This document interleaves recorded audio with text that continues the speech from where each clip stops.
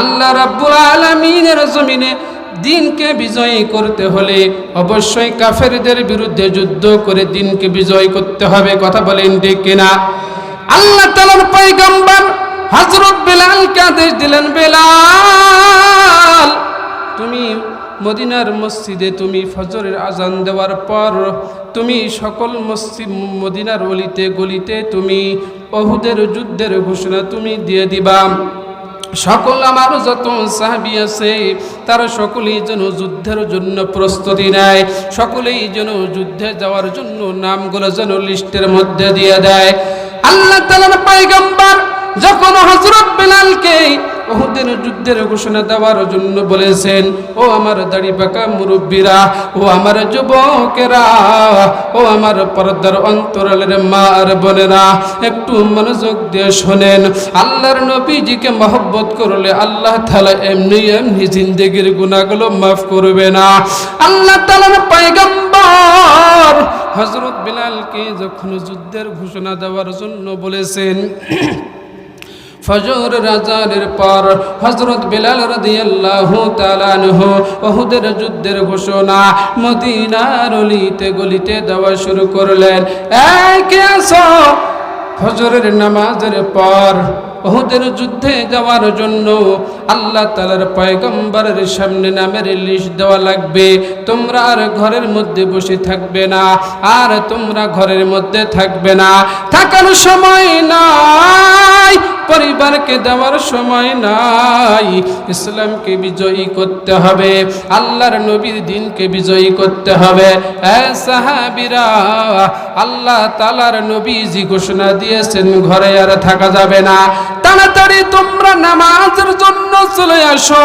আজকে তোমরা শুধু নামাজের জন্য আসবে না, তোমরা উহুদের যুদ্ধে যাওয়ার জন্য প্রস্তুতি নিয়ে আসবা। হযরত বেলাল রাদিয়াল্লাহু তাআলা আনহু মদিনার অলিতে গলিতে এই ঘোষণা দিতেছেন। ঘরের মধ্যে একজন মা হযরত বেলালের এই ঘোষণা শোনার পর চোখের পানি ফেলে হাউমাউ করে কান্না করা শুরু করে দিয়েছে। ওই মহিলার একটা ছোট বাচ্চা ছিল, ছোট বাচ্চা মাকে ডাক দিয়ে বলেন, মা তুমি কি কারণে কান্না করছো বলো। মাকে সন্তান ডাক দিয়ে বলেন, মা তুমি কি কারণে কান্না করতেছ আমাকে একটু বলো। মা সন্তানকে ডাক দিয়ে বলেন, বাবা রে আমি কি কারণে কান্না করতেছি, আমার কান্নার ব্যাপার তুমি বুঝবা না। মাকে সন্তান বারবার ডাক দিয়ে বলেন, মা তুমি কি কারণে কান্না করতেছ আমাকে একটু কান্নার কারণটা বলো। মা সন্তানকে ডাক দিয়ে বলেন, বাবা রে তুই কি শুনোস নাই, এই মাত্র বেলাল উহুদের যুদ্ধের ঘোষণা দিল। সন্তান বলে, মা হযরত বেলাল উহুদের যুদ্ধে যাওয়ার জন্য সকল সাহাবীদেরকে তিনি ডাক দিয়েছেন, আহ্বান করেছেন, তোমার কান্নার কারণ কি আমারে বলো।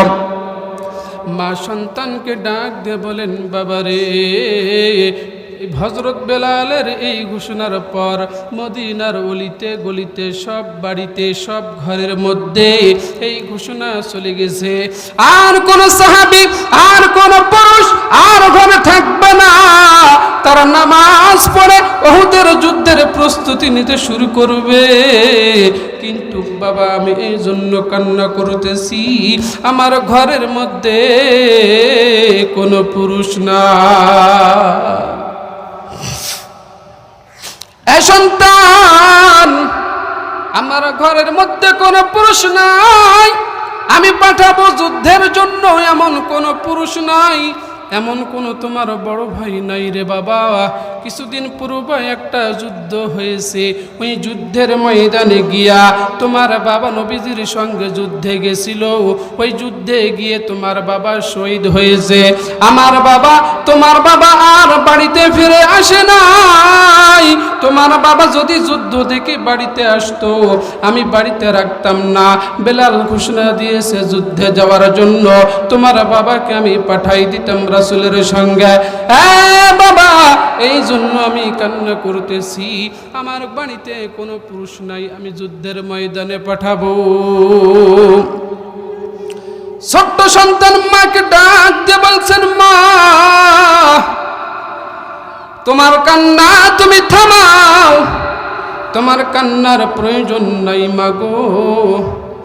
সন্তান মাকে ডাক দিয়ে বলেন, মা আমার বড় ভাই নাই তো কি হয়েছে মা, আমার বাবা যুদ্ধের ময়দানে শহীদ হয়েছে তো কি হয়েছে মা, আমি তো তোমার সন্তান এখনো বেঁচে আছি মা, আমাকে তুমি রাসূলের দরবারে নিয়ে চলো, আমার নামটা পয়গম্বরের সামনে গিয়া উহুদের যুদ্ধের নামের লিস্টের মধ্যে আমার নামটা বসাই দিবে।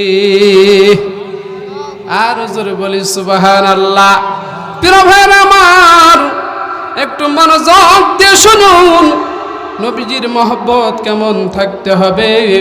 সাহাবায়ে কেরাম নবীজির পিছনে ফজরের নামাজ আদায় করেছেন।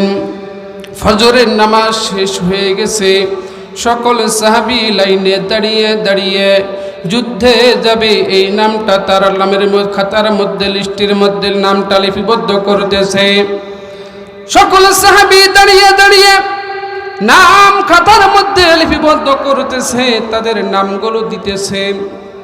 ওই মহিলাটাও সন্তানকে কোলে করে নিয়ে সাহাবীদের কাতারের মধ্যে দাঁড়াইছে। সাহাবীদের কাতারে যখন মহিলাটা সন্তান নিয়ে দাঁড়াইছে, সাহাবায়ে কেরাম মহিলাকে ডাক দিয়ে বলেন, মহিলারে তুমি কি দেখো না এই কাতারের মধ্যে কোনো মহিলা মানুষ নাই? তুমি কি কারণে মহিলা মানুষ হয়ে তুমি কেন এই আমাদের কাতারের মধ্যে দাঁড়াইছো, আমাকে একটু বলো। মহিলা সাহাবায়ে কেরামকে ডাক দিয়ে বলেন, সাহাবীরা রে শোনো, আমি মহিলা যুদ্ধে যাওয়ার জন্য আসি নাই, আমার নামটা খাতার মধ্যে লেখার জন্য আসি নাই। তোমরা ভালো করে লক্ষ্য করে দেখো, আমার কোলের মধ্যে একটা পুরুষ সন্তান দেখা যায়। সাহাবায়ে কেরাম ডাক দিয়ে বলেন, ও মা তোমার কোলের মধ্যে একটা ছোট্ট শিশু বাচ্চা দেখা যায়, তুমি কি কারণে আসছো সন্তান নিয়ে বলো না। মহিলাটা ডাক দিয়ে বলেন, ও সাহাবী, ও আমার সাহাবী ভাইয়েরা শোনো, আমার বাড়িতে এমন কোনো বড় ছেলে নাই যুদ্ধের মধ্যে পাঠাবো, আমার স্বামী বেঁচে নাই, শহীদ হয়ে গেছে, তাকেও আমি যুদ্ধে পাঠাবো, এমন কেউ নাই। এই জন্য আমার এই সন্তানের নামটা আমি খাতার মধ্যে দেওয়ার জন্য আসছি।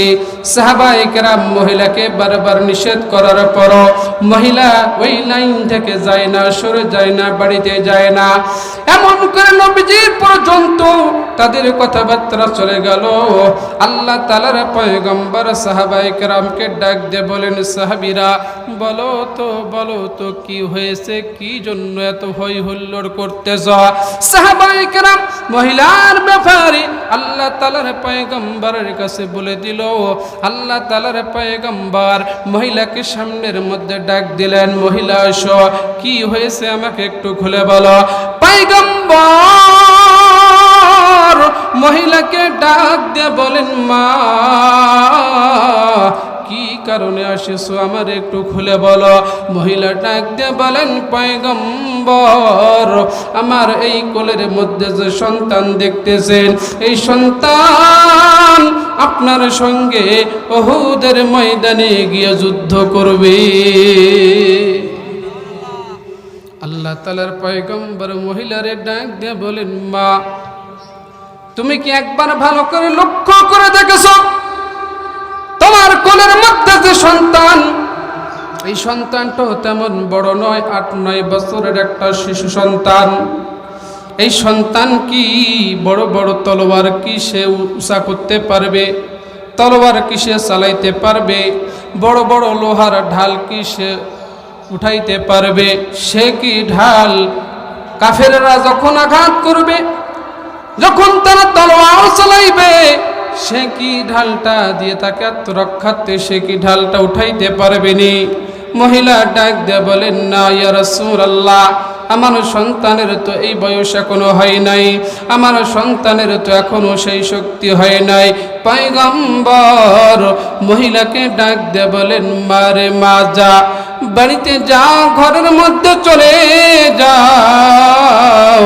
তোমার সন্তান যখন বড় হয়ে যাবে, তোমার সন্তানকে তুমি পরের যুদ্ধে পাঠাইয়া দিও। আল্লাহ তাআলার পয়গম্বর মহিলাকে যখন এই কথা বলেছে, মহিলাটা সন্তানকে নিয়ে বাড়ির পথ ধরেছে। রাস্তায় যখন চলে গেছে, সন্তান মাকে ডাক দিয়ে বলেন, মা তুমি না আমাকে যুদ্ধের মধ্যে পাঠাইবা, এই জন্য না তুমি নামের লিস্ট দেওয়ার জন্য আমারে আনছিলা?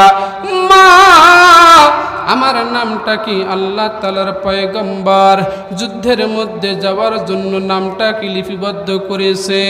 মা সন্তানকে ডাক দিয়ে বলেন, না রে বাবা না, তুমি ছোট মানুষ, শিশু মানুষ, তুমি যুদ্ধের মধ্যে যাইতে পারবে না, তুমি তরবার চালাইতে পারবে না, ঢাল উঠাইতে পারবে না। এই জন্য আল্লাহ তাআলার পয়গম্বর তোমার নামটা খাতার মধ্যে লিপিবদ্ধ করে নাই বাবা। তোমাকে নিয়ে আমি বাড়ির মধ্যে যাইতেছি, আমার মনের আশা পূরণ হইল না। সন্তান মাকে ডাক দিয়ে বলেন, মা চলো না, চলো না, এবার আমি নিজেই পয়গম্বরের কাছে অনুরোধ বিনুরোধ করব, আমি তোমাকে শহীদের মা হিসেবে দেখতে চাই মা। আবার ব্যাক হয়ে চলো পয়গম্বরের দরবারে যাই। সন্তান অনুরোধ করেছে, মা আবার এই অনুরোধটা সাড়া দিয়া পয়গম্বরের সামনে চলে আসছে। আয়েশা আবার পয়গম্বরের সামনে দাঁড়াইছে। পয়গম্বর মহিলাকে ডাক দিয়ে বলেন, মহিলা রে, তোমার না বাড়িতে যাওয়ার জন্য বললাম, তুমি আবার কেন আমার সামনে হাজির হয়েছ? মহিলা আল্লাহ তাআলার পয়গম্বরকে ডাক দিয়ে বলেন, পয়গম্বর আপনি যখন আমাকে বিদায় দিয়েছেন, আমি ঠিকই বাড়িতে যাইতেছিলাম, আমার সন্তানটা আবার আমাকে ফিরিয়ে আনছে। পয়গম্বর আমার সন্তানটা আপনার কাছে কি যেন বলতে চায়, আপনাকে কি যেন বলতে চায় পয়গম্বর। সন্তান এবার পয়গম্বরকে ডাক দিয়ে বলছেন, পয়গম্বর আমি বাড়িতে লক্ষ্য করে দেখেছি, আমার মা যখন রান্নার জন্য চুলার মধ্যে যখন আগুন লাগায়, আমার মা লাকড়ির মধ্যে চুলায় যখন লাকড়ি দেয়, আমার মা যখন লাকড়ির মধ্যে যখন আগুন ধরায়, আমার মা বড় বড় লাকড়িগুলোতে আগুন দেয় না, আমার মা ছোট্ট ছোট্ট লাকড়ির মধ্যে, খড়ির মধ্যে আগুন দেয়। আয় পয়গম্বর, উহুদের ময়দানে হযরত আলী থাকবে, হযরত ওমর থাকবে, পয়গম্বর হানজালা থাকবে, সালমান ফারসি থাকবে, আপনার সব সাহাবী উহুদের ময়দানে সামনের সারিতে থাকবে। আমি ছোট্ট শিশু, আমি তাদের সামনে থেকে আমি যুদ্ধের ঝাঁজ উঠাইয়া দিব। আমাকে কাফের বেঈমানরা তীর মেরে নিক্ষেপ করে আমাকে শহীদ করবে। যুদ্ধ শুরু হয়ে যাবে। এক এক করে আলী এবং ওমর ফারুক তারা কাফেরদেরকে তলোয়ার দিয়ে আঘাত করে জমিন থেকে বিদায় করে দিবে। আয় পয়গম্বর, আমার মা কান্না করে আপনার সঙ্গে আমাকে যুদ্ধের ময়দানে পাঠাইবে। পয়গম্বর, আমার নামটা আপনি একবার যুদ্ধের মধ্যে খাতার মধ্যে লিপিবদ্ধ করে নেন। পয়গম্বর সন্তানের কথা শোনার পর চোখ বেয়ে পানি টপ টপ করে পড়ে, আর সন্তানের ডাক দিয়ে বলেন, বাবা তুমি বাড়িতে চলে যাও, তোমার এখনো যুদ্ধে যাওয়ার বয়স হয় নাই। এমনি সময় মা এবার পয়গম্বরকে ডাক দিয়ে বলেন, পয়গম্বর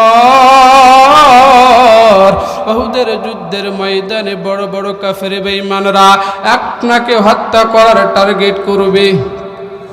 আপনি তো উহুদের ময়দানে যাবেন, আপনাকে হত্যা করার জন্য টার্গেট করবে, আপনার লক্ষ্য করে তীর নিক্ষেপ করবে। পয়গম্বর আমার সন্তান যদি তলোয়ার চালাইতে না পারে, আমার সন্তান যদি ঢাল উঠাইতে না পারে, আমার সন্তান একটা কাজে লাগতে পারে পয়গম্বর। আল্লাহ তাআলার পয়গম্বর ডাক দিয়ে বলেন, মা কি কাজে লাগতে পারে বলো। মহিলা এবার আল্লাহ তাআলা রাসূলকে ডাক দিয়ে বলেন, রাসূল আপনাকে যখন কাফের বেঈমানরা যখন হত্যা করার উদ্দেশ্যে সামনে থেকে যখন আপনাকে তীর নিক্ষেপ করবে, আমার সন্তানকে আপনি ঢাল হিসেবে ব্যবহার করবেন। ও পয়গম্বর, পিছন দিক থেকে যখন কাফের বেঈমানরা আপনাকে হত্যা করার জন্য তীর নিক্ষেপ করবে, আপনি আমার সন্তানকে ঢাল হিসেবে ব্যবহার করবেন। পয়গম্বর, আপনাকে যখন ডান দিক থেকে তীর নিক্ষেপ করবে, আমার সন্তানকে আপনি ডান দিকে আপনি ঢাল হিসেবে ব্যবহার করবেন। আমার সন্তানকে যখন আপনাকে যখন কাফের বেঈমানরা এই বাম দিক থেকে যখন তীর নিক্ষেপ করবে, আমার সন্তানকে আপনি ঢাল হিসেবে ব্যবহার করবেন। তা কাফেরদের তীরে নিক্ষিপ্ত হয়ে আমার সন্তানের বুকটা ঝাঁঝরা হয়ে যাবে। একটা সময় আমার সন্তানটাই জমিন থেকে বিদায় নিয়ে শহীদ হয়ে যাবে। পয়গম্বর, হাসরের ময়দানে আমি আল্লাহ রাব্বুল আলামিনকে বলতে পারবো, পয়গম্বর আজকে আমি শহীদের মা হিসেবে আপনার সামনে দাঁড়াইছি, আমার সন্তানকে শহীদ করেছি, তারপরও আপনার পয়গম্বরের শরীরে তীর নিক্ষিপ্ত হতে দেই না।